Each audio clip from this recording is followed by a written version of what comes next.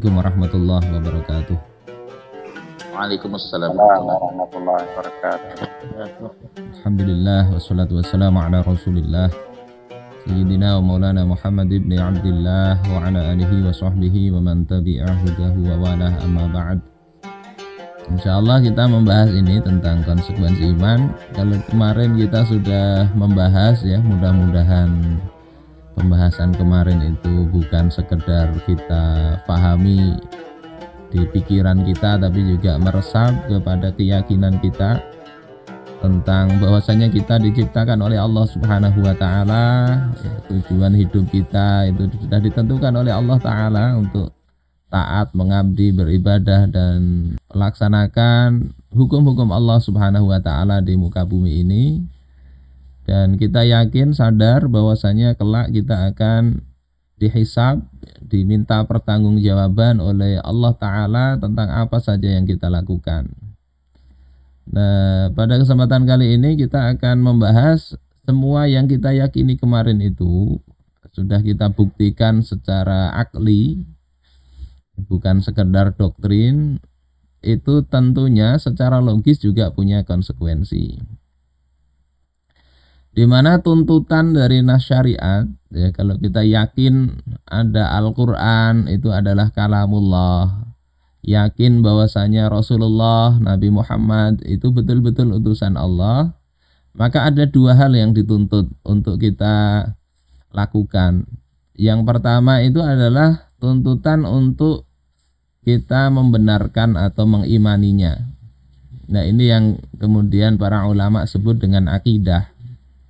Jadi kalau kita baca ayat-ayat atau nas, ada yang domain pembahasannya itu kita diminta beriman saja. Misalnya Allah katakan huwallahu la ilaha illahu, dialah Allah yang tidak ada Tuhan selain dia. Ayat ini menyuruh kita untuk mengesahkan Allah Subhanahu wa taala. Kemudian ada domain, ya, ada ayat-ayat yang tema pembahasannya itu adalah lebih menuntut kepada pengamalan, walaupun itu juga mesti dibenarkan, tapi tidak cukup dibenarkan. Misalnya Allah katakan wala taqrabuz zina, janganlah kalian mendekati zina. Maka tentang zina ini dari sisi amalnya itu adalah masuk ke dalam kategori hukum syariat. Ini jadi Islam itu bisa dilihat ya poinnya di situ. Pertama i'tiqad, kedua amal.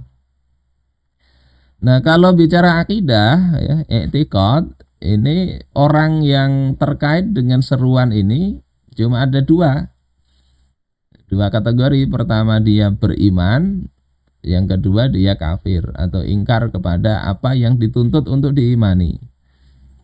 Kemudian yang kedua, kalau bicara tentang hukum syariat, maka hukumnya itu ya masuk dalam kategori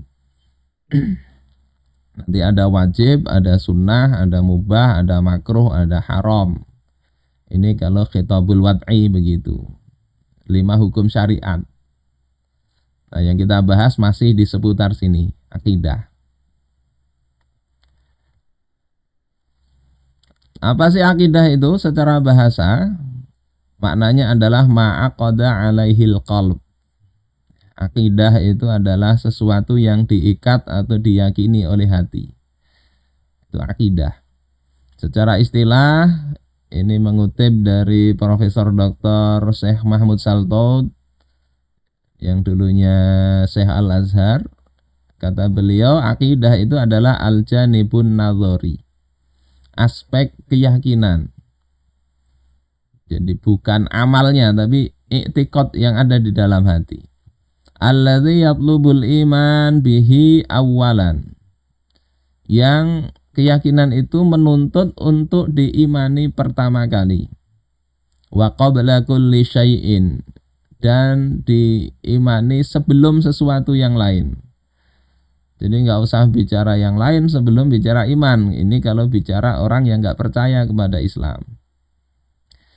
Imanan la yuraqiqu ilaihi syak, dengan level keimanan atau kepercayaan yang tidak bisa dibikin lemah oleh sebuah keraguan.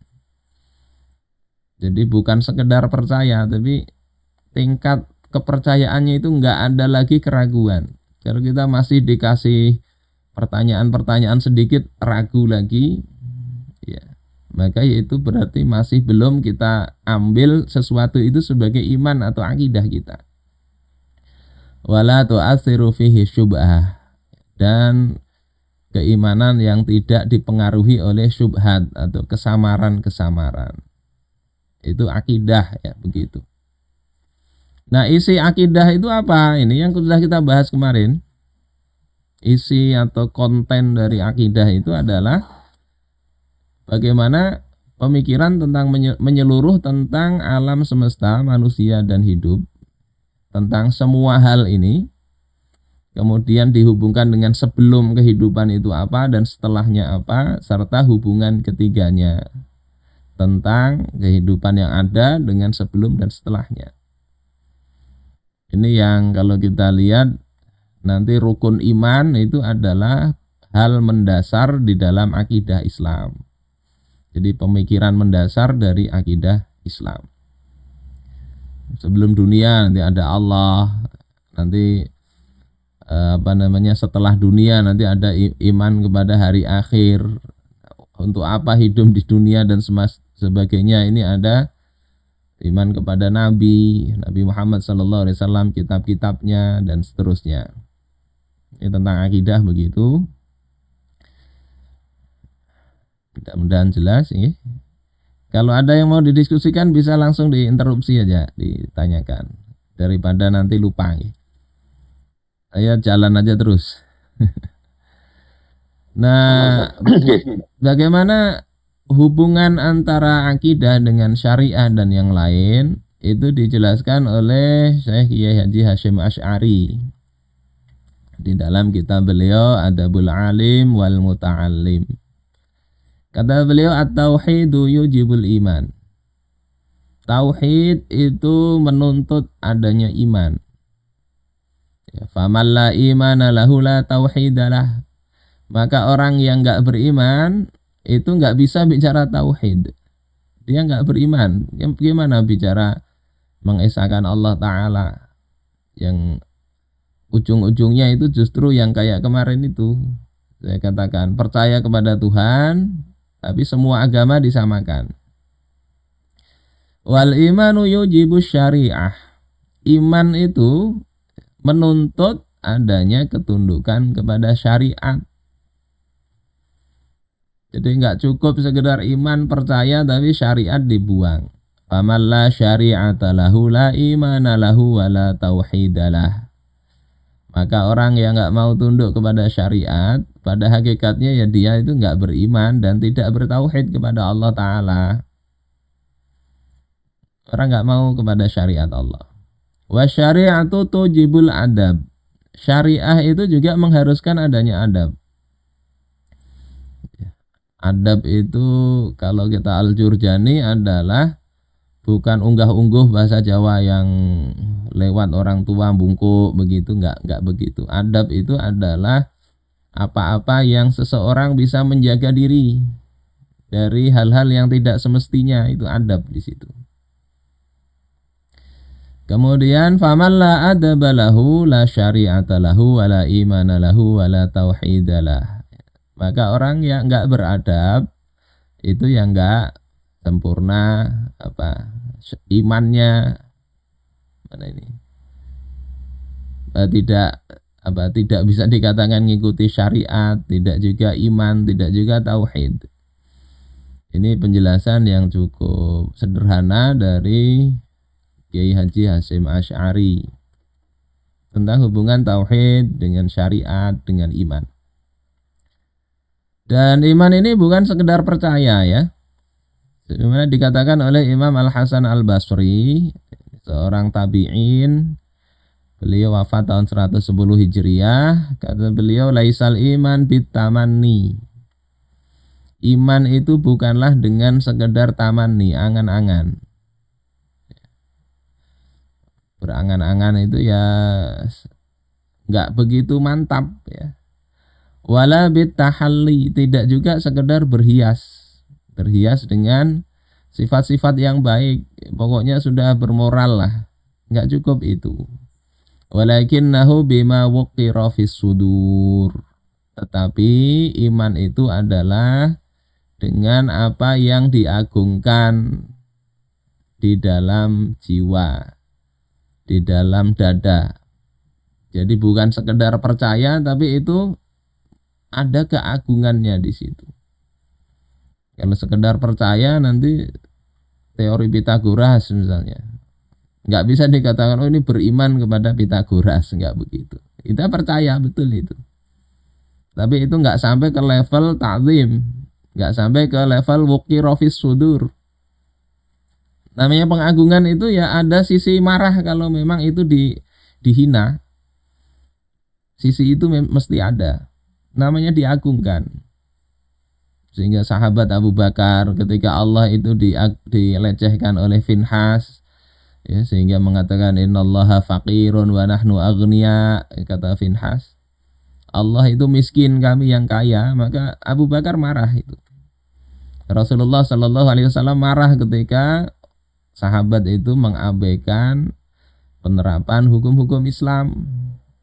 Marah kepada Imam Ali ketika beliau memakai pakaian ada sutranya. Karena apa? Ada takzimnya tadi kepada Allah dan juga apa yang Allah turunkan. Jadi ada wuqira fis sudur yang pertama, yang kedua wasaddaqatul a'mal. Dan amal perbuatan membenarkannya. Tidak sekedar percaya. Kalau percaya saja, iblis itu paling beriman dia, paling mentauhidkan Allah. Karena apa? Iblis itu berdoanya saja kepada Allah, dia mintanya kepada Allah, nggak percaya kepada yang lain. Tetapi amal perbuatannya menentang Allah Subhanahu wa Ta'ala.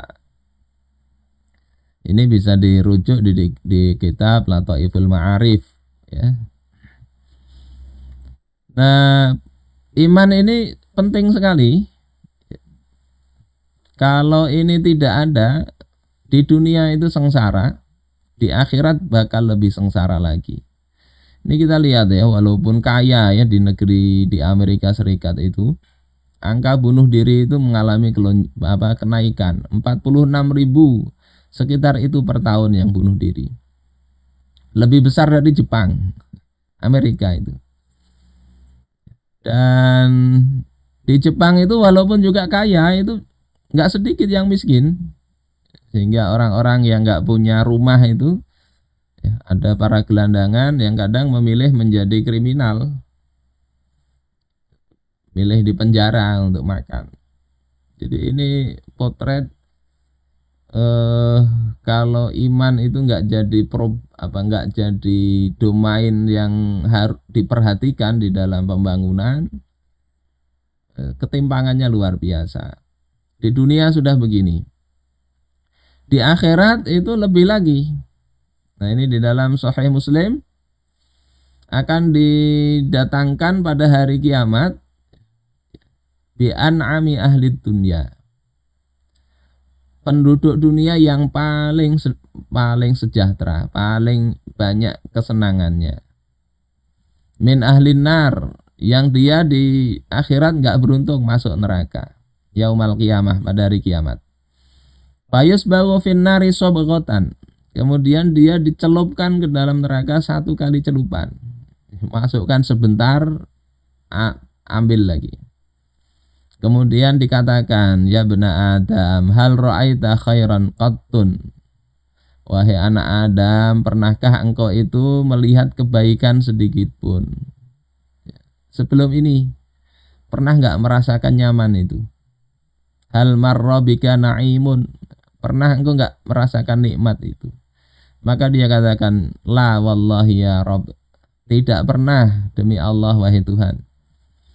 Jadi seandainya di dunia ini paling nyaman pun, di akhirat masuk neraka walau sebentar, nggak ada lagi sisanya. Sehingga orang-orang yang mengorbankan akhirat untuk dapat kesenangan dunia ini sungguh-sungguh sangat nggak masuk akal bagi orang yang beriman. Bapak dan saudara-saudaraku sekalian rahimakumullah, ini urgensinya. Nah, fungsi dan konsekuensinya ketika beriman sudah yakin betul, maka tentunya akan menjadikan akidah atau keimanan itu sebagai asas berpikir dan bertindak. Seperti harusnya begitu. Kita yakin listrik ini nyetrum, maka nggak sampai iman ya, yakin saja kita nggak akan pegang sembarangan. Ya akan pegang sembarangan. Kita tahu kompor itu ya apinya panas, kita juga akan menjaga diri dari itu. Nah, kalau kita yakin Allah Subhanahu wa taala itu memberikan pahala, memberikan siksa, maka kita juga dalam berbuat, berpikir tentu akan menjadikan itu sebagai landasan. Allah Subhanahu wa taala katakan, "Fala wa rabbika la yu'minun." Maka demi Tuhan engkau la yu'minun, mereka pada hakikatnya enggak beriman. Hatta yuhaqqimuka fi ma syajara bainahum, hingga mereka menjadikan engkau wahai Muhammad sebagai hakim, pemutus perkara dalam permasalahan di antara mereka. Ayat ini kaitannya dengan perselisihan masalah pengaturan irigasi. Turun ayat ini karena ada sahabat Ansor yang enggak suka dengan keputusan Rasulullah. Maka Allah katakan di sini, sebetulnya hakikatnya nggak beriman itu. Kalau beriman dia yakin keputusan Allah itu maha bijaksana, wahyu dari Allah lewat Rasulnya itu maha benar. Tentu dia akan tunduk kalau yakin. Sehingga ayat ini turun, "Tsumma la yajidu fi anfusihim harajan mimma qadait." Kemudian mereka tidak mendapati dalam diri mereka ada rasa berat terhadap putusan engkau itu, wahai Muhammad. Jadi iman hakikatnya itu tadi menjadikan keputusan Allah dan Rasulnya itu sebagai pemutus yang menentukan kita lakukan atau enggak, kita lanjut atau enggak. Itu keyakinan kepada Allah dan Rasulnya. Yang kedua itu kita pakai ada muncul keridhaan. Enggak ada rasa berat di dalam diri engkau terhadap putusan itu, diri mereka ya terhadap putusan engkau. Wa yusallimu taslima, dan mereka menerima dengan sepenuhnya. Iman itu begitu.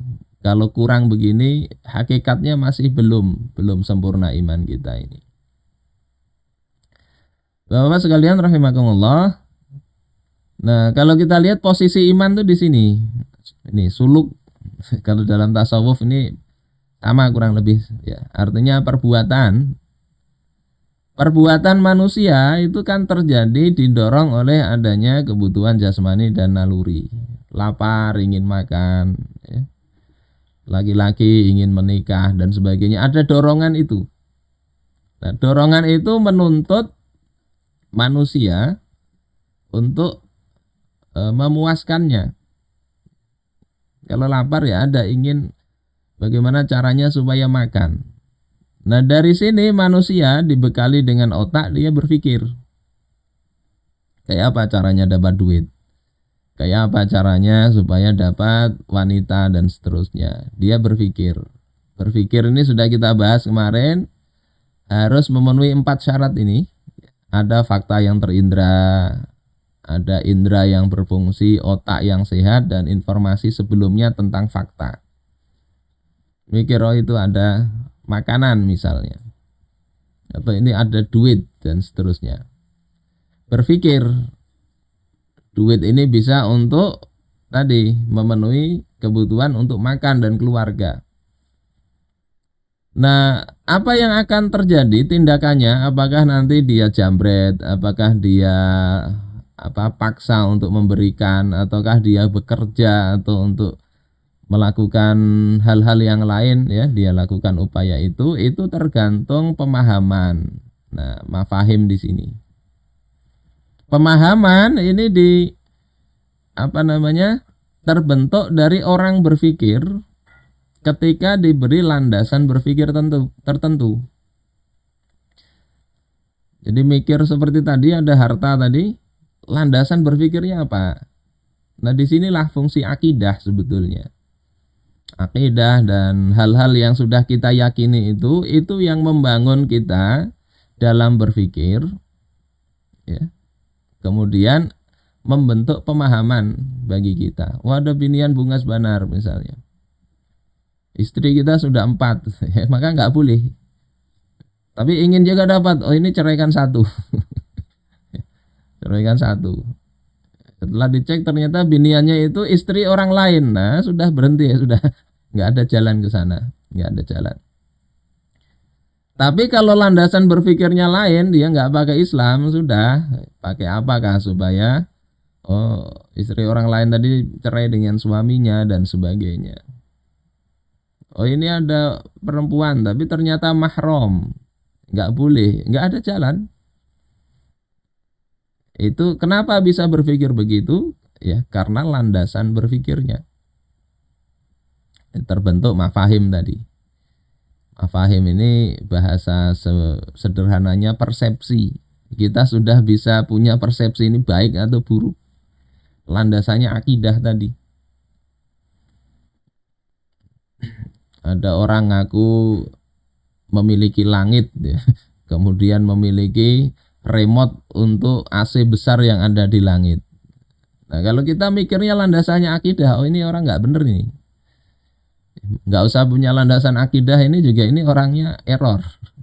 Maka dia nggak akan kontrak orang seperti itu dipekerjakan untuk manipulasi cuaca, bahasa kerennya begitu. Jadi pemahaman itu dilandasi oleh akidah. Ini fungsinya ini. Urusan apapun. Dari pemahaman ini muncul namanya kecenderungan.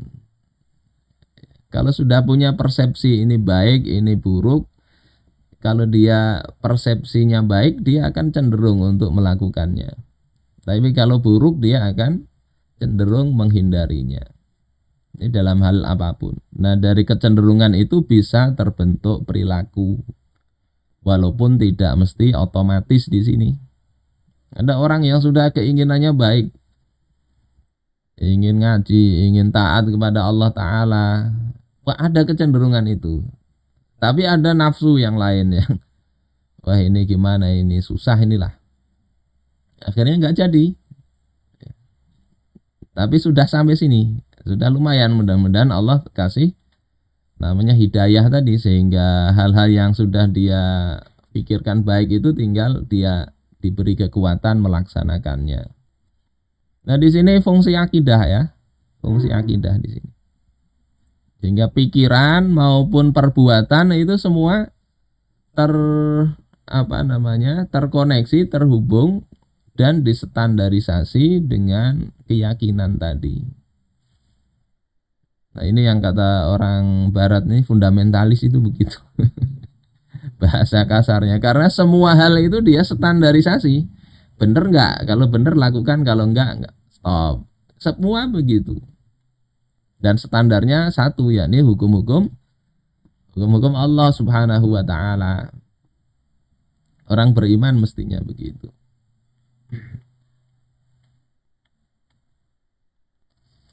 Saya ingin menjelaskan sedikit tentang maksud yang ayat tadi ya.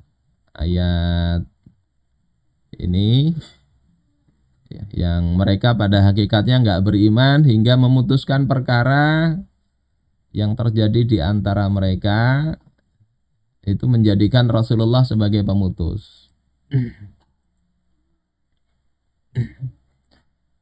Itu ada di kitab Ma'alimut Tanzil, Imam Al-Baghawi, salah seorang ulama besar mazhab Syafi'i.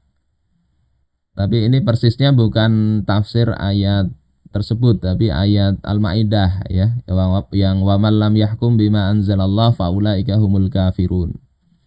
Siapa yang tidak berhukum dengan apa yang telah Allah turunkan, maka mereka itulah orang-orang yang kafir. Nah, beliau mengutip ahli tafsir dari kalangan tabi'in, yakni Ikrimah. Ikrimah ini muridnya Abdullah bin Abbas, sepupunya Rasulullah Shallallahu Alaihi Wasallam. Ketika menjelaskan ayat tersebut, beliau katakan, wa man lam yahkum bima anzalallah. Siapa saja yang tidak berhukum dengan apa yang telah Allah turunkan, jahidam bihi, karena keingkarannya, faqad kafar, maka sungguh dia telah ingkar, telah kafir. Jadi nggak senang hukum Allah Ta'ala, nggak mau karena nggak senang, karena mengingkari. Ini catatannya memang hukum Allah yang sudah mujma' alaih, sudah nggak ada lagi perbedaan pendapat para ulama ya, di dalam hukum tersebut. Kalau masalah-masalah ikhtilafiyah, jangan pakai ayat itu. Nggak percaya, kafir, nggak begitu. Ini yang memang ayatnya qat'i, ya, pasti dari Allah Ta'ala, ya nasnya itu. Jadi itu Al-Quran maupun hadis mutawatir. Yang kedua, maknanya nggak ada perbedaan pendapat di kalangan para ulama. Ya, di kalangan para ulama. Kalau di kalangan manusia awam ya bisa jadi banyak berbeda. Kemudian waman aqarra bihi walam yahkum bih, dan siapa yang dia itu menyepakatinya, mengakui hukum Allah Ta'ala tapi tidak mau berhukum dengannya, gak mau taat, fahuwa zalimun fasiqun, maka dia itu orang yang zalim, yang fasik. Mudah-mudahan Allah Subhanahu wa Ta'ala lindungi kita, menguatkan kita untuk bisa pertama itu yakin, i'tiqad hukum Allah yang terbaik. Yang kedua adalah melaksanakannya. Allah berikan kemampuan kepada kita.